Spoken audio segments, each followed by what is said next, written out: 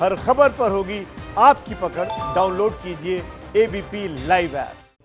नमस्कार, ABP news में आपका स्वागत है। मैं हूं विकास भदौरिया। कृषि बिल राज्यसभा में पेश हो चुका है। बिल पर संसद में बहस शुरू हो चुकी है। पक्ष और विपक्ष के नेता दलील पेश कर रहे हैं, लेकिन इस बीच तस्वीरें भी आ रही हैं। तस्वीरें एक है राज्यसभा से, जहां पर संसद में बहस हो रही है बिल पर, जबकि सड़क पर संग्राम जारी है। ये दो तस्वीरें हम आपके सामने रख रहे हैं। किस तरह से किसान बिल पर जबरदस्त संसद से लेकर सड़क तक बहस और हंगामा चल रहा है। सहयोगी अकाली दल ने बिल के खिलाफ मतदान करने की भी बात कह दी है। ये तस्वीरें इस वक्त आपको दिल्ली की दिखाई दे रही हैं। दिल्ली पर सड़क पर संग्राम की तस्वीरें। किसानों के इस बिल के खिलाफ किसानों का प्रदर्शन चल रहा है सड़क पर, जबकि संसद में किसान बिल को लेकर बहस चल रही है। आज किसानों से जुड़े दो बिल राज्यसभा में पेश किए गए हैं। किसानों के 3 बिल जो कि लोकसभा में पास हुए थे, उनमें से 2 बिल आज कृषि मंत्री नरेंद्र सिंह तोमर ने राज्यसभा में पेश किए।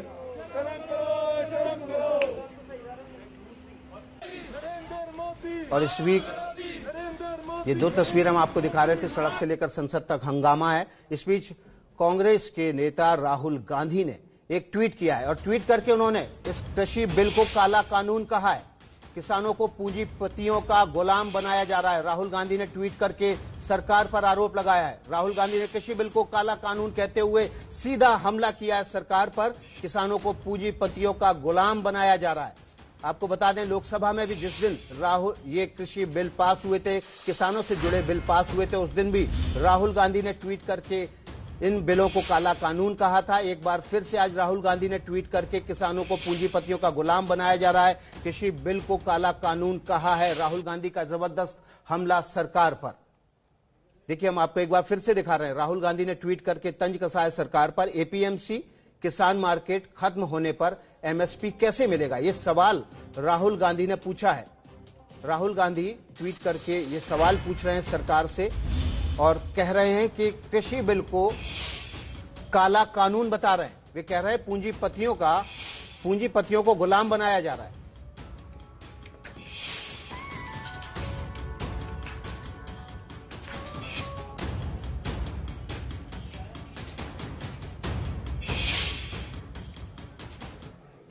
और इस वक्त हमारे साथ हमारे सहयोगी संवाददाता भी जुड़ गए हैं। सीधे चलते हैं हम अंजलि हमारे साथ जुड़ी हुई है दिल्ली से, जबकि चंडीगढ़ से हमारे साथ एक और संवाददाता राहुल काला जुड़े हुए हैं। सीधे राहुल काला के पास चलते हैं। राहुल, क्या माहौल है चंडीगढ़ में आसपास? जीरकपुर के आसपास तो किसान प्रदर्शन करने वाले थे। किस तरह की तस्वीरें आपको दिखाई दे रही वहां? जी बिल्कुल, चंडीगढ़ में यूथ कांग्रेस की तरफ से एक रैली निकाली जा रही है दिल्ली की तरफ से, और यहां पर स्थिति ये है कि यहां पर बड़ी गिनती में यूथ कांग्रेस के चेहरे मौजूद हैं, नौजवान चेहरे जो पहुंचे हुए हैं। और यहां पर जो केंद्र सरकार की गाइडलाइन थी कि 100 के करीब व्यक्ति का इकट्ठ जो ज्यादा ना हो, पर इसके चलते यहां पर हजारों की तादाद में कांग्रेस के वर्कर, लीडर और ट्रैक्टरों के साथ यहां पर पहुंचे हुए हैं और ये दिल्ली तक पहुंचेंगे।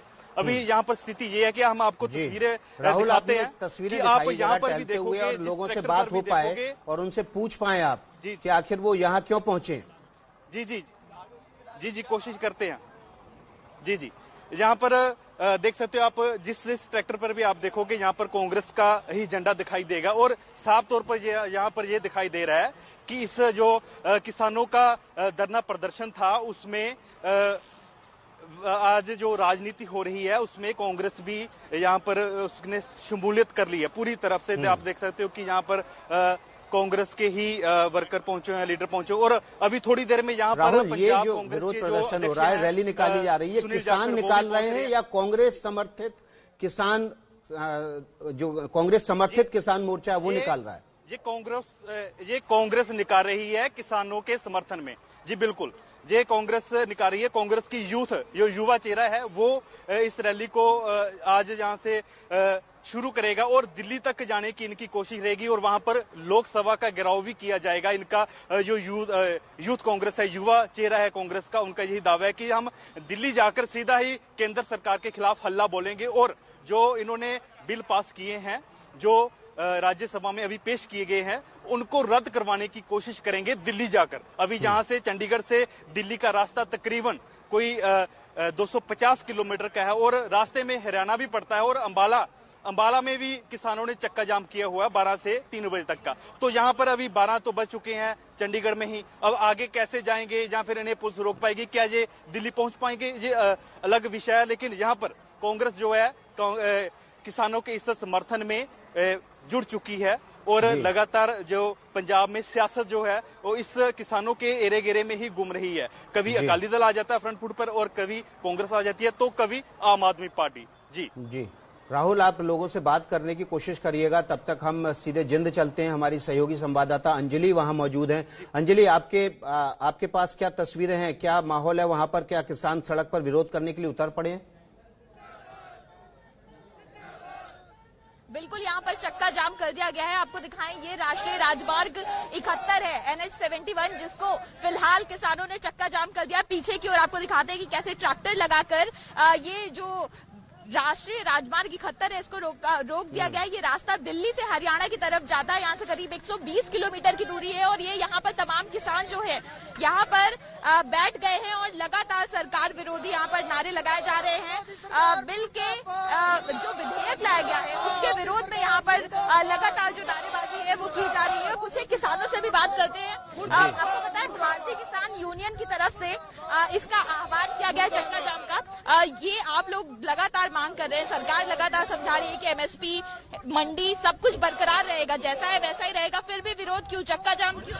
नहीं, वैसे का वैसा नहीं रहेगा। ये सरकार गुमराह कर रही है, मंडीकरण को तोड़ने जा रही है। ये हरियाणा और पंजाब दो ऐसी स्टेट हैं जहाँ पे समर्थन मूल्य पे माल बिकता है और जमींदार को पूरा भाव मिलता है, कहीं नहीं मिलता कोई भी स्टेट में। इसी बढ़िया होंगी तो यूपी में है यो कानून, बिहार में यो कानून 2006 है। उड़क कर दो ना, 1800 से 1850 रुपये मक्का रेट से 900 रुपया मक्का कितना दुआ उड़ता में जो वहाँ आके यहाँ पे बिकते हैं हरियाणा पंजाब में। इतनी बढ़िया सरकार है तो वहाँ पे कानून पूरा करो, पहले वहाँ लागू करो। दूसरी स्टेट देश वापसी नहीं होंगे, इनमें कानून में बदलाव नहीं होगा। नहीं किसी प्रकार से हमें हड़ताल से उल्टे नटेंगे, ये हमारी हड़ताल कंटिन्यू चलती रहेगी और किसी प्रकार से वापस से जो भी सरकार बदलाव करेगी इसमें कुछ भी करो, MSP को लागू करो, किसी प्रकार को हम वापसी नहीं करेंगे हड़ताल को। साफ तौर पे आप इनकी बातें सुन रहे हैं कि ये किसान जो है पूरी तरह से इन तीनों विधेयक के विरोध में है। भले ही राज्यसभा में पेश कर दिया गया है, लोकसभा से पारित हो चुका है, लेकिन यहाँ पर किसानों का विरोध जो है हरियाणा में लगातार जारी है और भारतीय किसान यूनियन की ओर से ये आह्वान किया गया था चक्का जाम करने का। और हरियाणा के तमाम जिलों में इस समय अलग अलग पॉइंट्स पर, हर जिले में अलग अलग पॉइंट्स बनाकर इस तरह से चक्का जाम किया गया है। यूं ट्रैक्टर्स की लाइन लगा दी गई है। दरअसल पीछे जो ट्रैफिक है वो भी रुक गया था, जिसको फिलहाल पुलिस ने वापस मोड़ दिया है क्योंकि यहाँ पर जाम लगने वाली स्थिति उत्पन्न होनी शुरू हो गई थी। तो अगर यहाँ पर बात करें जींद में, तो किसानों में रोष देखने को भी मिल रहा है विधेयक को लेकर और चक्का जाम जो 12 से 3 बजे का समय दिया गया है वो भी शुरू हो गया है। जी अंजलि, आप नजर बनाए रखिए, आपके पास हम अपडेट के लिए आएंगे। सीधे अंबाला चलते हैं, हमारे सहयोगी जैनेंद्र कुमार वहां मौजूद हैं। जैनेंद्र, आपके पास तस्वीरें हम देख पा रहे हैं, काफी बड़ी तादाद में वहां पर किसान पहुंचे हुए हैं। बिल्कुल विकास जी, आज पूरे हरियाणा में किसान जो हैं वो सड़कों पर उतरे हुए हैं कृषि बिलों के विरोध में और ये भारतीय किसान यूनियन के आह्वान पर ये तस्वीरें जो है वो नजर आ रही हैं।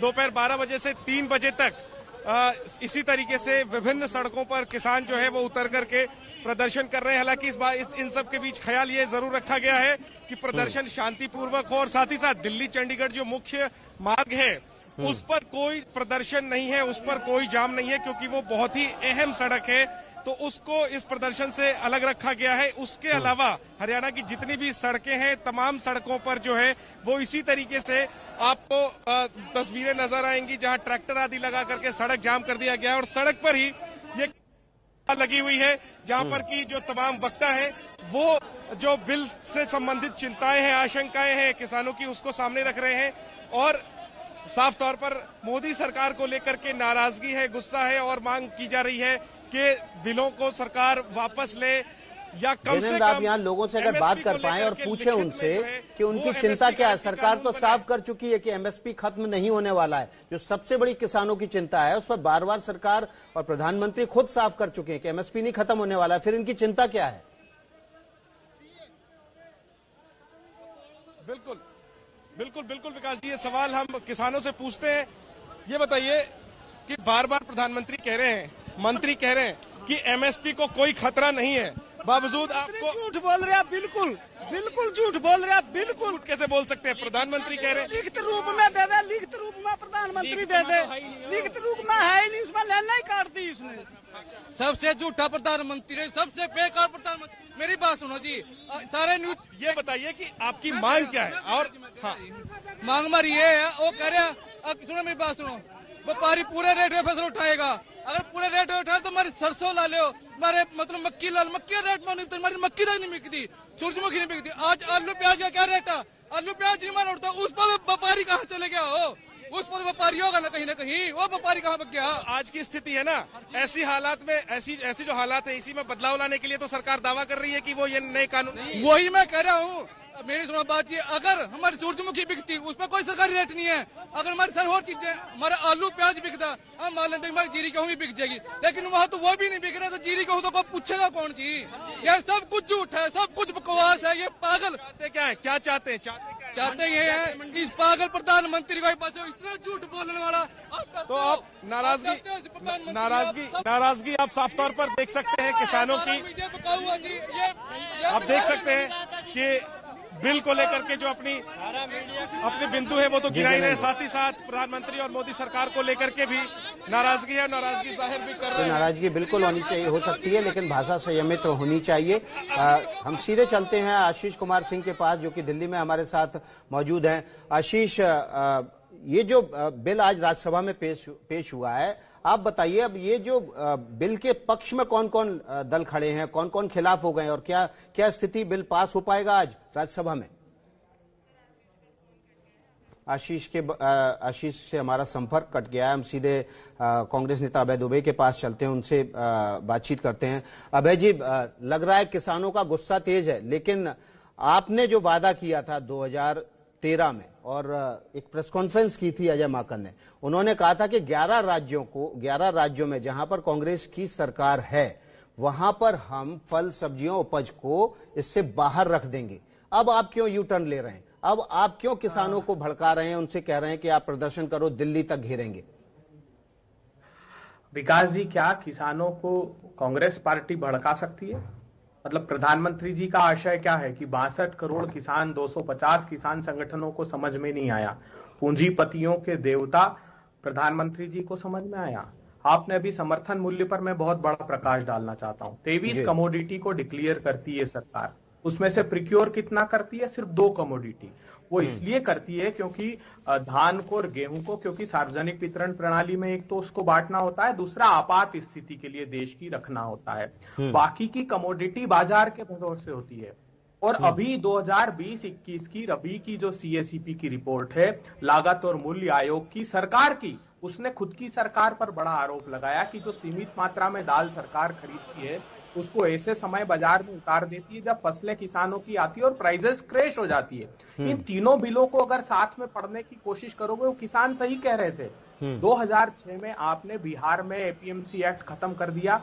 नाबार्ड ने अभी 2016 में रिपोर्ट दी कि हिंदुस्तान का सबसे बदतर स्थिति में किसान बिहार का है। खुद सरकार के नाबार्ड ने ये रिपोर्ट दी है। क्यों खत्म कर रहे हैं एपीएमसी एक्ट को, मैं बताता हूं। इन्होंने कह दिया कि अगर मंडी के बाहर आप खरीदते हो तो टैक्स में एग्जम्पशन है, जो व्यापारी मंडी के अंदर आएगा।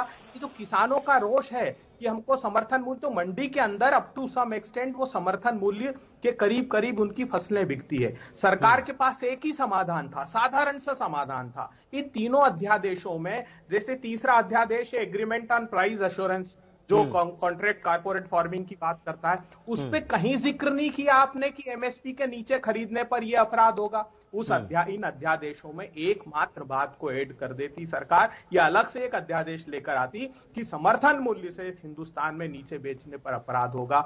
सब्जियों को का भी समर्थन मूल्य कम से कम न्यूनतम आए तो किसानों के पास। बीजेपी नेता प्रेम शुक्ला भी हमारे साथ जुड़ गए हैं, सीधे उन्हीं से जवाब ले लेते हैं इस सवाल का। आप जो सवाल कह रहे हैं अभय दुबे जी, उसी का जवाब ले लेते हैं प्रेम शुक्ला जी से। प्रेम शुक्ला जी, अभय दुबे जी कह रहे हैं कि आप सीधे से इस कॉन्ट्रैक्ट फार्मिंग में क्यों नहीं जोड़ देते हैं कि अपराध होगा एमएसपी से नीचे अगर आप खरीदते हैं। एक लाइन जोड़ने में क्या दिक्कत है? देखिए, पहले तो एमएसपी जो है वो बिल का पार्ट हो ही नहीं सकता है, क्योंकि पहले से भी जो एपीएमसी एक्ट है उसमें कहीं से भी एमएसपी का जिक्र नहीं है। कृपया कांग्रेस के मित्र महोदय बता दें, जब कांग्रेस ने पहली बार एपीएमसी एक्ट बनाया तो क्या उसमें एमएसपी का प्रोविजन किया गया था? उसको एग्जीक्यूटिव ऑर्डर से बनाया गया कि नहीं बनाया गया? तो कृपा करके देश को भ्रमित न करें। दूसरा, आप जो बार बार पूंजीपतियों की बात करते हैं, तो 1987 में क्या राजीव गांधी पूंजीपतियों की औलाद थे? 1987 में जब पंजाब में उन्होंने पेप्सी को घुसाया तो क्या थे वो? पूंजीपतियों के पापा थे कि पूंजीपतियों के बेटा थे? क्या थे बताइए जरा। आप प्रधानमंत्री जी के बारे में इस तरह के शब्दों का प्रयोग करते हैं, तो राजीव गांधी कौन था बताइए जरा आप। और डॉक्टर मनमोहन सिंह कौन थे जो 2005 से लेकर 2014 तक लगातार? देखिए, बीच में मत बोलिए, बीच में मत बोलिए, बकवास मत कीजिए। मैं आपके बीच में नहीं बोल रहा था, सुन रहा था आपको। आपके अनर्गल प्रणाम को बहुत मैं ईमानदारी से सुन रहा था। प्रवंचकों के प्रणाम को भी हम सुनते हैं। राजीव गांधी कौन था? पेप्सी से उसने क्या लिया था बताइए ना। पेप्सी से राजीव गांधी की सरकार का क्या संबंध थी? आप बताइए ना। बीटी मिलर से भूपेंद्र हुड्डा का क्या संबंध था बताइए ना। हिम्मत हो तो बताइए, आप में दम हो तो बताइए, आप में नैतिकता हो तो बताइए। है हिम्मत आपकी बताने की, लेकिन बोल नहीं सकते, क्योंकि कांग्रेसियों के कुकर्म से कांग्रेस ने जिस तरह से बिचौलियों की बेड़ी में किसानों को फंसा रखा था, उससे जब मुक्त कर रहे हैं तो बिचौलियों की दलाली पर जीने वाली कांग्रेस कोलाहल मचा रही है। ये बिचौलियों की सरकार है। ये देखिए, अभय दुबे जी आप पे आरोप लग रहा है, अभय दुबे जी आप पर आरोप लगा रही है बीजेपी कि आप आड़तियों बिचौलियों के साथ खड़े हैं, ताकि बिचौलियों के समर्थन से आप जो बिचौलियों का समर्थन कर रहे हैं वो किसानों का नुकसान पहुंचाएगा। हाँ, विकास जी बताइए कौन से बिचौलिए? जो आड़तिए वहाँ पूरा समर्थन मूल्य दिलाते हैं, सारे बिचौलिए कांग्रेस के बिचौलिए, कांग्रेस का धंधा है। ये 5 के माध्यम से बिचौलियों के हवाले किसानों को बेड़ियों में डालने का दुष्कर्म करने वाले 70 साल तक किसानों को ठगने वाले, किसानों को लगातार गरीब बनाने वाले, उनका शोषण करने वाले ये लोग हैं। और आज जब किसान मुक्ति के मार्ग पर जाने के लिए कानून बनाते हुए कोलाहल मचा रहे हैं कि बिचौलिए पालेंगे, क्योंकि बिचौलिए कांग्रेस से अधिकार। मंडियों में बिचौलियों का धंधा करने वाले कांग्रेसियों का कुकर्म ये समाप्त होने जा रहा है। इसलिए कांग्रेस कोलाहल मचा रही है कि किसके चंदे पे जिएंगे। बिचौलिए तो इनको टुकड़े फेंकेंगे नहीं, तो ये टुकड़े पाएंगे नहीं तो जिएंगे कैसे? इनकी समस्या ऐसी है, बिचौलियों की दलाली करने वाले दलालों। किसान आपको प्रेम शुक्ला जी, आप प्लीज शांत हो जाइए, शांत हो जाइए। हम छोटा सा ब्रेक ले रहे हैं, फौरन हाजिर होते हैं। बड़ा सवाल है कि क्या कांग्रेस बिल पर किसानों को गुमराह कर रही है? ये सवाल इसलिए उठ रहा है क्योंकि कभी कांग्रेस खुद ही उन प्रावधानों का समर्थन करती रही जिनका जिक्र कृषि बिल में है, जैसे एपीएमसी एक्ट में आवश्यक वस्तुओं की लिस्ट में बदलाव है। अब 2013 का अजय माकन का वो बयान सुनाते हैं आपको, जिसमें राहुल गांधी भी उनके बगल में बैठे थे। अभी एपीएमसी के एक्ट में स्टेट्स के अंदर जो लिस्ट है उसके अंदर फ्रूट्स और वेजिटेबल्स भी शामिल हैं, तो इसलिए बगैर लाइसेंस के और बगैर आढ़तियों के और बगैर एपीएमसी मार्केट्स के उसको बाहर नहीं बेचा जा सकता। तो किसानों को सहूलियत पहुंचाने के लिए और कंज्यूमर्स को भी कम प्राइसेस देने के लिए यह तय किया गया है कि 15 जनवरी से पहले तमाम एग्रीकल्चर प्रोड्यूस मार्केटिंग कमिटीज में से फ्रूट्स और वेजिटेबल्स को लिस्ट में से हटा दिया जाए। अभय दुबे जी, अब आपने बाइट सुनी अजय माकन साहब की, क्यों ना माना जाए कि कांग्रेस गुमराह कर रही है किसानों को? 7 साल में आपका स्टैंड इतना क्यों बदल गया? भूरिया जी, जो किसान संघर्ष कर रहे हैं वो क्या व्यक्त कर रहे हैं? हमने क्या प्रावधान की बात की, आपने गौर से सुना?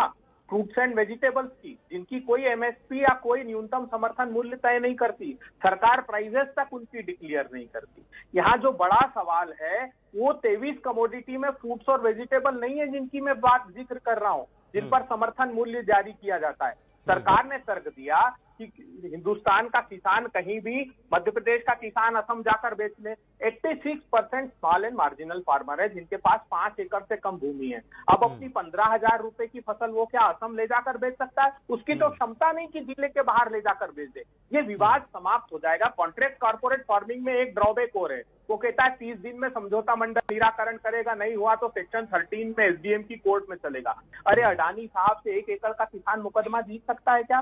तो इन तीनों अध्यादेशों की अपेक्षा एक अध्यादेश लाना चाहिए था जिसमें किसानों का बहुत बड़ा लाभ होता। कि समर्थन मूल्य पर से नीचे खरीदे, कहीं भी खरीदे, उसमें किसान वो अपराध दर्ज किया जाएगा। और ये बड़े लंबे समय से किसानों की मांग है। मंडियों को प्रेम शुक्ला जी के पास चलते हैं, आपके सवाल का जवाब लेते हैं। प्रेम शुक्ला जी बड़ा सवाल उठा रहे हैं अभय दुबे जी कि 15,000 रुपए की फसल क्या किसान आसाम जाके बेच सकता है? जी नहीं, वो एफपीओ बना सकता है ना। देखिए ये इसी तरह गुमराह करते हैं। फार्मर प्रोड्यूसर्स ऑर्गेनाइजेशन बना सकता है वो, और जब एफपीओ के माध्यम से वो काम कर सकता है ई प्लेटफॉर्म पर। और ट्रांसपोर्टेशन के समय भी जो उसका छोटा किसान, उसका छोटा उपज है, अब उसको पता चला ट्रांसपोर्टेशन कॉस्ट उसको उपयोग में नहीं आता, तो उसके लिए ग्रुप्स बना सकता है। इस तरह का भी बिल में प्रावधान है। तो कृपा करके बिल को ठीक से पहले पढ़ ले। और दूसरा, जो बार बार आप एमएसपी की बात करें, एमएसपी बहुत स्पष्ट कहा जा रहा है। आदरणीय प्रधानमंत्री जी ने भी स्पष्टता से कहा है, आदरणीय कृषि मंत्री भी कह रहे हैं कि हम एमएसपी थी, एमएसपी है, एमएसपी रहेगी। तो जब एमएसपी मुद्दा ही नहीं तो एमएसपी पर सिर क्यों धुन रहे हैं? इसलिए सिर धुन रहे हैं क्योंकि बिचौलियों के हाथ में बाजार देकर आप ग्राहक और किसान दोनों को ठग रहे थे। और ठगों का ये जो नेटवर्क है वो चूंकि तोड़ा जा रहा है, इसलिए ठगों की सरदार कांग्रेस पूरी तरह से बौखलाई हुई है। आरोप लग रहा है अभय दुबे जी आपके ऊपर। विकास जी, ये 62 करोड़ किसान ठग हो गए। प्रेम शुक्ला जी जैसे अच्छे प्रवक्ता को ही समझना चाहिए ठग नहीं है, क्या है। ठग जो है वो बिचौली है, किसान ठग नहीं है। किसान तो हमारे जो है अन्नदाता है, किसान अन्नदाता है। ठग रहा था अन्नदाता को किसान, बिचौलियों को हम ठग रहे हैं, किसानों को नहीं ठग कर रहे हैं। किसान हमारे लिए अन्नदाता है, किसान अन्नदाता है। आप इसमें भ्रमित मत कीजिए, किसान हमारा अन्नदाता है। अन्नदाता को ठगने वाले ठगों की बात हम कर रहे हैं। आप पीडीएस सिस्टम को खत्म कर दो। जो पीडीएस सिस्टम है उसी के लिए समर्थन मूल्य पर धान और गेहूं खरीदा जाता है, बाकी की फसलें सरकार नहीं खरीदती। तो शांता कुमार कमेटी की दिशा में आगे बढ़ाया हुआ ये कदम है।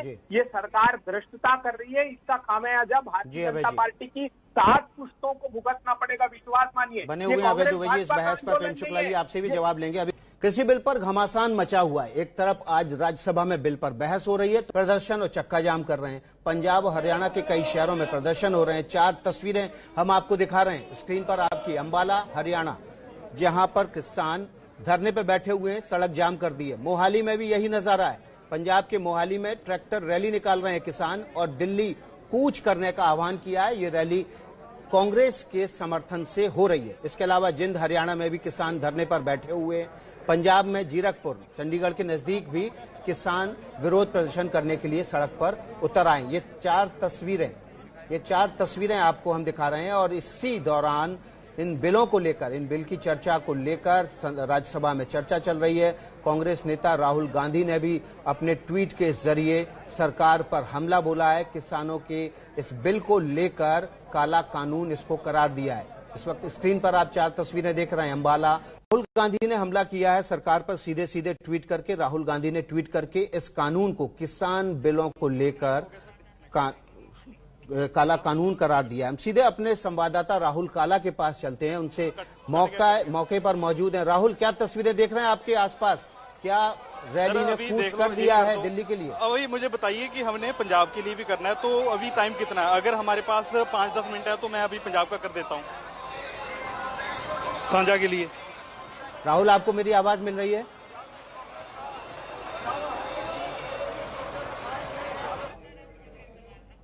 राहुल, आप जिस जगह मौजूद हैं वहां पर जबरदस्त किसान ट्रैक्टर लेके पहुंचे हुए हैं, दिल्ली कूच करने का आह्वान कर रहे हैं। कितने बजे दिल्ली कूच करेंगे ये किसान?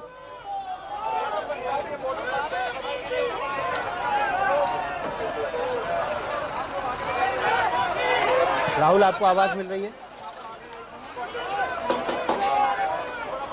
राहुल से लगता है संपर्क नहीं हो पा रहा है। दोबारा लौटेंगे, राहुल के पास चलेंगे। उससे पहले हम अंबाला चलते हैं, जहां हमारे संवाददाता जैनेंद्र कुमार हैं। जैनेंद्र, आपके आसपास क्या नजारा है? किसान धरना देके बैठ गए? बिल्कुल विकास जी, जैसा ऐलान किया गया था भारतीय किसान यूनियन के द्वारा, उसी अंदाज में दोपहर 12 बजे तमाम सड़कों को, अलग अलग सड़कों को जाम करके किसान बैठे हुए हैं। हम अंबाला में जिस जगह मौजूद हैं, अपने कैमरा पर्सन वरुण से कहूंगा कि जरा तस्वीरें दिखाएं कैमरा पैन करके कि कितनी बड़ी संख्या में यहां पर किसान उमड़े हुए हैं इन बिलों के खिलाफ अपनी नाराजगी का प्रदर्शन करने के लिए। 12 से 3 तक चक्का जाम है हरियाणा में। तमाम जो सड़कें हैं दिल्ली चंडीगढ़ सड़क को छोड़कर उस पर किसान उतरे हुए हैं और देखिए कितनी बड़ी तादाद है, ट्रैक्टर आदि लगा करके सड़क जाम कर दिया है और सड़क पर ही सभा कर रहे हैं। मेरे साथ कुछ किसान हैं जिनसे हम बात करने की कोशिश करेंगे। सर, एक बात लोग समझना चाहते हैं कि प्रधानमंत्री कह रहे हैं, कृषि मंत्री कह रहे हैं कि एमएसपी को कोई खतरा नहीं है, एपीएमसी को कोई खतरा नहीं है, पहले से ज्यादा विकल्प मिलने वाले हैं किसानों को। बावजूद इसके आप लोग क्यों प्रदर्शन कर रहे हैं? आखिर ऐसी क्या चीज है जो आप चाहते हैं जो नहीं हो रही? हमारा प्रदर्शन जो बात प्रधानमंत्री जी कह रहे हैं उसी बात को लेकर है कि जो आप जबान से बोल रहे हो वो बात बिल में ले आए कि एमएसपी से कम रेट पे फार्मर की फसल नहीं बिकेगी।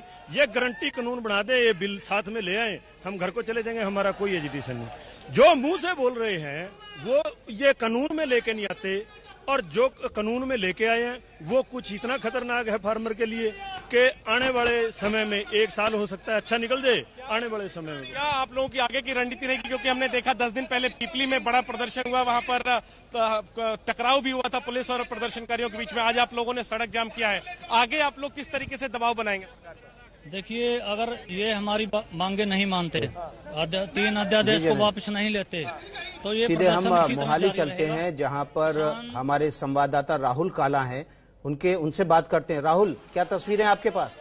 तस्वीरें दिखाइए और बात करिए किसानों से, आखिर वो चाहते क्या हैं, उनका किस मुद्दे पर सबसे ज्यादा विरोध है? एमएसपी को लेकर सरकार साफ कर चुकी है। जी सर, जी यहाँ से अभी जो पंजाब कांग्रेस यूथ की रैली थी वो जहां से निकल चुकी है चंडीगढ़ के लिए, चंडीगढ़ से दिल्ली के लिए रवाना हो चुकी है। तो आप पीछे ट्रैक्टर पर देख सकते हो कि इसमें पंजाब कांग्रेस के अध्यक्ष सुनील जाखड़ जी मौजूद है और उसके अलावा पंजाब यूथ कांग्रेस के जो प्रेसिडेंट हैं वरिंदर ढिल्लो वो भी ट्रैक्टर पर सवार है। तो ये चंडीगढ़ से निकल चुके हैं, अभी डेराबस्सी पहुंचे हैं। तो ये रैली तो आप देख सकते हैं कि पुलिस की जो पूरा पहरा है उसकी तरफ पुलिस की जो निगरानी के हेठ ये रैली निकाली जा रही है। तो ये ट्रैक्टर रैली है, इसमें हजारों की तादाद में पंजाब कांग्रेस के यूथ वर्कर पहुंचे हुए हैं। युवा जो चेहरा है पंजाब कांग्रेस का वो पहुंचा हुआ है किसानों को समर्थन देने के लिए। और दिल्ली में लोकसभा का घेराव करने के लिए केंद्र सरकार के खिलाफ मोर्चा खोलने के लिए जहां से निकल पड़े हैं पंजाब कांग्रेस के युवा। जी राहुल, हम सीधे चलते हैं जिंद चलते हैं जहां पर हमारी संवाददाता अंजलि मौजूद हैं। अंजलि, किसान क्या कह रहे हैं, उनकी वहां पर क्या मांग है? एमएसपी को लेकर सरकार साफ कर चुकी है, कि एमएसपी का दाम किसानों को मिलता रहेगा।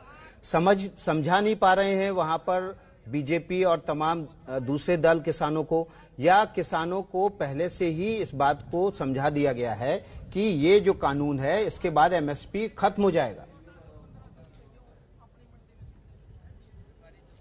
जी देखिए, ये दोनों ही बातें जो हैं आप वो कहीं ना कहीं दोनों ही बातों का मिश्रण है। सबसे पहले आपको ये तस्वीरें दिखाते हैं, किसान जो यहाँ पर अभी सभा चल रही है और यहीं पर चक्का जाम करके बैठे हैं। ये राष्ट्रीय राजमार्ग 71 है, दिल्ली और रोहतक रोड जो है हाईवे, उस पर यहाँ पर ये चक्का जाम किया गया है। और जो बात आपने कही, दरअसल इतनी देर से हमने बात की और अम्बाला के किसानों से भी बात की, यहाँ पर जींद में भी बात की है और सबका यही कहना है कि एमएसपी को लेकर जो बात सरकार कह रही है तो उसको लिखित में दे दे। तो जो बात आप कह रहे हैं कि पहले से भी ये बात शायद डाल दी गई है, तो वो भी कहीं ना कहीं ये कारक जरूर है। लेकिन लगातार जो किसान यहाँ पर है उनका ये कहना है कि ये विधेयक जो है वो इनके काम का नहीं है, क्योंकि इससे पहले यूपी और बिहार में इसी तरह की बातें कही गई हैं एमएसपी को लेकर और फसल जो है वो एमएसपी पर नहीं बिकी। तो यही वजह है कि यहाँ पर लगातार अगर आप इनके भाषण सुनेंगे, आप इनकी मांगे सुनेंगे तो यही कहा जा रहा है कि एमएसपी को लेकर जो सरकार बात कह रही है कि एमएसपी कहीं नहीं जा रहा, तो वही चीज लिखित तौर पर दे दे, वो एक लिखित प्रावधान के रूप में डाल दे और ये किसान यहाँ से हट जाएंगे। जी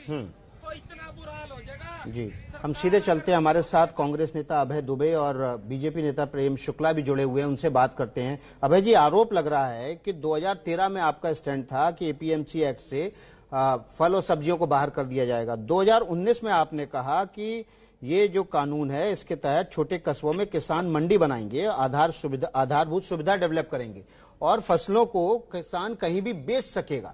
अब आप 2020 आते आते क्यों अपना स्टैंड बदल रहे हैं, ये समझ नहीं आ रहा है। 2019 में तो आपने अपने मैनिफेस्टो में ये बात कही थी कि किसान अपनी फसल कहीं भी बेच पाएंगे। विकास जी देखिए, ये भ्रांतियां देश को दूर हो जानी चाहिए। किसान उस समय भी आजाद था बेचने के लिए। ये मंडी के रिफॉर्म्स की बात की गई थी। जहां पर भी मंडी स्टेब्लिश होती है वहां पर सरकार का नियंत्रण और निगरानी होती है। मैं बार बार कह रहा हूं, जो किसान कह रहे हैं ना समर्थन मूल्य पर दो ही कमोडिटी सरकार खरीदती है, धान और गेहूं, वो भी 25-26% से ऊपर नहीं होता उनके प्रोडक्शन का। बाकी 87% किसान बाजार के भरोसे ही है। उस पे कम से कम सरकार का नियंत्रण होता है कि किसी हद तक उनको समर्थन मूल्य पर मंडियों में बिक जाता है। अब आपने बाहर टैक्स को एग्जम्प कर दिया, टैक्स की पूरी तरह समाप्ति कर दी, तो व्यापारी सीधे जब खरीदता है तो वो ये करता है जो 2015-16 में हुआ था कि 46 रुपए की दाल विदेशों से मंगाई गई और 230 रुपए में बेची। 23 मिलियन टन की आवश्यकता हिंदुस्तान को होती है। ऐसे आर्टिफिशियल क्राइसिस पैदा किए गए और 2,30,000 करोड़ रुपए का स्कैम हुआ। तो हम आग्रह करते हैं प्रधानमंत्री जी से कि प्रधानमंत्री जी स्टेक होल्डर से बात तो कीजिए, उनसे बात की। मगर याद कीजिए 2015 में जब भूमि का कानून आया था उचित मुआवजे का 2013 का, उसमें एक के बाद एक 3 अध्यादेश लेकर आए। वो प्रेम शुक्ला जी ऐसे ही टेलीविजन बैठकर समझाते थे कि ये किसानों के हित में। अंततः प्रधानमंत्री जी को निर्णय लेना पड़ा। आप कह रहे हैं कि दाल बाहर से मंगाई गई और करोड़ों का घोटाला हो गया, तब तो एपीएमसी एक्ट लागू था, उसके बाहर नहीं था, तो इसके बाहर निकलने पर उपज को कैसे रोक पाएंगे इसको? आपने बहुत अच्छी बात कही। उस समय नियोजित रूप से सरकार ने उस इसेंशियल कमोडिटी एक्ट में असीमित तरीके से संग्रहित करने की कुछ राज्यों में छूट दी। उसके विस्तार में नहीं जाना चाहता। कैसे महाराष्ट्र में अडानी जी ने जब समझौता किया था तो छूट दी गई। तो ये बड़े व्यापारी संग्रहित कर लेते क्योंकि 86% फार्मर स्मॉल एंड मार्जिनल है। उनकी उपज को वो बड़ा समूह बनाकर खरीदा जाता है, संग्रहित करते हैं और जब फसल आती तब बाजार में उतारकर प्राइसेस क्रैश कराए जाते हैं। एक पूरा नेक्सस है, इसको समझने की आवश्यकता है। किसानों के भी हमारे सबके प्रधानमंत्री हैं, इससे उनको समझना चाहिए। स्टेक होल्डर से बात तो करें। 62 करोड़ किसान तो झूठ नहीं बोल सकते। ऐसा नहीं कि वो विद्वान नहीं और सरकार अकेली विद्वान है। हमने कोई भी कानून आज तक विकास जी बनाया बगैर स्टेक होल्डर के कंसल्टेशन से नहीं बनाया। वो सूचना का अधिकार हो, आपने जो सवाल उठाए हैं उन सवालों का जवाब लेंगे कि ये क्या लड़ाई छोटे किसान वर्सेस बड़े किसान है या फिर काला कानून है। इस पर बहस चल रही है। हमारे साथ कांग्रेस से अभय दुबे और बीजेपी से प्रेम शुक्ला जुड़े हुए हैं। प्रेम शुक्ला जी, जाने से पहले सीधे सीधे आरोप लगाया अभय दुबे ने, ये जो है बड़े किसान वर्सेस छोटे किसान का कानून हो गया है। क्या आप मानते हैं ऐसा? देखिए बार जो है पूंजीवादियों को दे दिया जा रहा है कि आरोप लगा रहे। तो कृपा करके मुझे बता दीजिए कि ये जब 1987 में पंजाब में पेप्सिको को जब ये कॉन्ट्रैक्ट फार्मिंग अलाउ कर रहे थे तो क्या ये जो है पूंजीपतियों के हवाले कर रहे थे?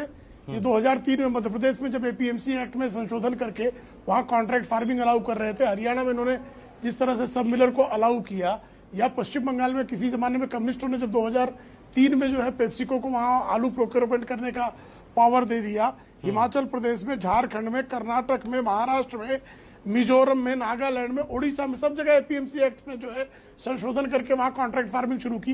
कहां पर किसान को पूंजीपतियों ने ठग लिया मुझे बताइए जरा। क्या कौन सा जगह? ये तो उसी तरह की बातें कर रहे हैं जिस तरह से ये लोग जो है किसी जमाने में सीएएनआरसी के बारे में कह रहे थे कि सीएएनआरसी कानून आएगा तो सारे मुसलमानों की नागरिकता चली जाएगी। गई क्या नागरिकता किसी की? नहीं गई। अनुच्छेद 370 अगर संशोधित कर देंगे तो कश्मीर अलग हो जाएगा। कश्मीर जरा सा भी रंच मात्र भी हमसे अलग हुआ है क्या? राम मंदिर बन जाएगा, देश टूट जाएगा साहब। राम मंदिर का भूमि पूजन हो गया, कहीं कुछ हुआ क्या? उसी तरह से किसानों को भी भड़काने का काम कांग्रेस कर रही है। और 2 ही राज्यों में आप देख रहे प्रदर्शन, एक जहां कांग्रेस सत्ता में और दूसरा हरियाणा जहां कांग्रेस मुख्य विपक्षी दल है। तो कांग्रेस कृपा करके किसानों के लिए उनको जो बेड़ियों से बिचौलियों के मुक्ति दी जा रही है उस पर उनकी पीड़ा हम समझ सकते हैं, क्योंकि बिचौलियों की आका कांग्रेस है। लेकिन उससे पहले हम सीधे राज्यसभा चलते हैं जहां पर कांग्रेस नेता अहमद पटेल राज्यसभा में इसी बिल पर बोले। नो नहीं है। दूसरा, हमने किसान हितों की रक्षा के लिए कृषि निर्यात और आयात के लिए पूरी तरह समर्पित नीति बनाने का वादा किया था। क्या इस अध्यादेश में यह प्रावधान है? नो नहीं है। इस अध्यादेश का पूरा झुकाव कॉर्पोरेट के हितों की रक्षा करने में ही है। तीसरा, एमएसपी की कमियों को दूर करने के लिए हमने मौजूदा कृषि लागत और मूल्य आयोग सीएसीपी को खत्म करने और इसकी जगह राष्ट्रीय कृषि विकास और योजना आयोग को स्थापित करने की सिफारिश की। और हमने ये भी कहा कि एनसीएडीपी में किसान शामिल होंगे और एमएसपी पर उनकी सिफारिश बाध्यकारी होगी। वर्तमान में सीएसीपी की सिफारिश बाध्यकारी नहीं है। क्या इस अध्यादेश में ये प्रावधान है? नो, नहीं है। मैं यह अध्यादेश एमएसपी व्यवस्था को बेकार बनाने का एक तरीका ही है। चौथा, हमारी सबसे महत्वपूर्ण सुरक्षा न्याय योजना है, जिसके तहत हमने देश के 20% सबसे गरीब परिवारों को हर साल 72,000 रुपये देने का वादा किया था। ये 20% गरीब परिवार कौन है? छोटे किसान और भूमिहीन किसान। 72,000 रुपये की गारंटी वाली आमदनी कृषि व्यापार खोलते समय किसी भी संभावित शोषण के हमारे किसानों को बचाने का काम करती। हम भाजपा को चुनौती देते हैं कि वो इस अध्यादेश को लाने करने से पहले न्याय योजना को लागू करें। पांचवा, यूपीए सरकार के खाद्य सुरक्षा कानून में 70% आबादी को शामिल किया गया था। इससे यह सुनिश्चित हुआ कि सरकार किसानों से होने वाली खरीद बढ़ाए। बजाय इसके मोदी सरकार के 2020 के आर्थिक सर्वेक्षण में एनएफएसए का कवरेज 70% से घटाकर 20% करने का प्रस्ताव कर दिया है। ऐसा इसलिए किया गया क्योंकि हम इस सरकार के पास किसानों के खरीद के लिए भारतीय खाद्य निगम को देने के लिए पैसे नहीं है। एफसीआई खुद को बचाए रखने के लिए राष्ट्रीय लघु बचत कोष से 8.4% पर उधार पैसा लेगा। Sir, only 1 minute I will just finish sir. इस 5 प्रमुख सुरक्षा उपायों के अलावा हमने कई और सुरक्षा उपायों का इंतजाम किया था, जैसे कृषि निवेश कीमतों की समीक्षा करना, किराए पर कृषि मशीनरी की सुविधा स्थापित करना, हर ब्लॉक में गोदामों का निर्माण करना और बिना किसी लाभ हानि के आधार पर कृषि बीमा योजनाओं का संचालन करना। लेकिन इस अध्यादेश में ऐसे एक भी सुरक्षा उपाय नहीं है जिन्हें कांग्रेस ने प्रस्तावित किया था और इस